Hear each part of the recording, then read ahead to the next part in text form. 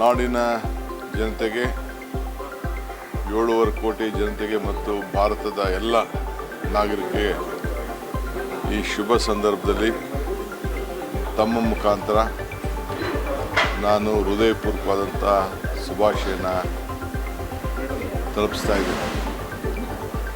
ಈ ದೇಶದ ಐಕ್ಯತೆ, ಸಮಗ್ರತೆ, ಶಾಂತಿಗೋಸ್ಕರ ನಮಗೆ ದುಡಿದಂಥ ಎಲ್ಲ ರಾಷ್ಟ್ರೀಯ ನಾಯಕರ ತ್ಯಾಗ ಬಲಿದಾನವನ್ನು ನಾವೆಲ್ಲ ಸ್ಮರಿಸಿಕೊಂಡು ಇವತ್ತು ಅವರು ಕೊಟ್ಟಂಥ ಪ್ರಜಾಪ್ರಭುತ್ವದ ವ್ಯವಸ್ಥೆ, ಸ್ವಾತಂತ್ರ್ಯ ಇವೆಲ್ಲ ಕೂಡ ಅಳವಡಿಸ್ಕೊಂಡು ನಾವೆಲ್ಲ ಬದುಕ್ತಾ ಇದ್ದೇವೆ.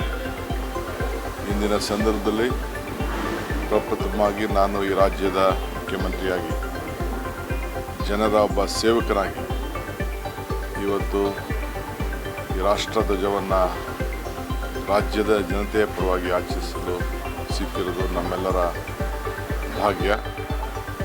ಮುಂದಿನ ದಿನಗಳಲ್ಲಿ ಈ ಎಲ್ಲ ಜನಾಂಗವನ್ನು ಕೂಡ ಒಟ್ಟಿಗೆ ತೆಗೆದುಕೊಂಡೋಗಿ ಈ ರಾಜ್ಯದಲ್ಲಿ ಶಾಂತಿ, ನೆಮ್ಮದಿ, ಸಹಬಾಳ್ವೆಯನ್ನು ಕಾಪಾಡಿಕೊಳ್ಳಿಕ್ಕೆ ಎಲ್ಲ ಥರದ ಪ್ರಯತ್ನ ಮಾಡ್ತಾ ಇದ್ದೇನೆ. ನೀವೆಲ್ಲರೂ ಕೂಡ ಪುಟಾಣಿ ಮಕ್ಕಳಿಂದ ಹಿಡಿದು ಹಿರಿಯರವರು ಕೂಡ, ಮಠಾಧೀಶರಿಂದ ಹಿಡಿದು ಎಲ್ಲ ಅಧಿಕಾರಿಗಳು, ನಮ್ಮ ರಕ್ಷಣೆಯನ್ನು ಮಾಡ್ತಾ ಇರೋಂಥ ಎಲ್ಲ ನನ್ನ ಸೈನಿಕ ಬಂಧುಗಳು, ಕಾರ್ಮಿಕರು, ರೈತರು ಎಲ್ಲ ವರ್ಗದವರು ಕೂಡ ಈ ಸಂಭ್ರಮವನ್ನು ಆಚರಣೆ ಮಾಡಿ ಈ ದೇಶಕ್ಕೆ ಶಾಂತಿಯನ್ನು ಮೂಡಿಸಬೇಕು ಅಂತೇಳಿ ನಾನು ಪ್ರಾರ್ಥನೆ ಮಾಡ್ತಾಯಿದ್ದೀನಿ. ಜೈ ಹಿಂದ್, ಜೈ ಕರ್ನಾಟಕ.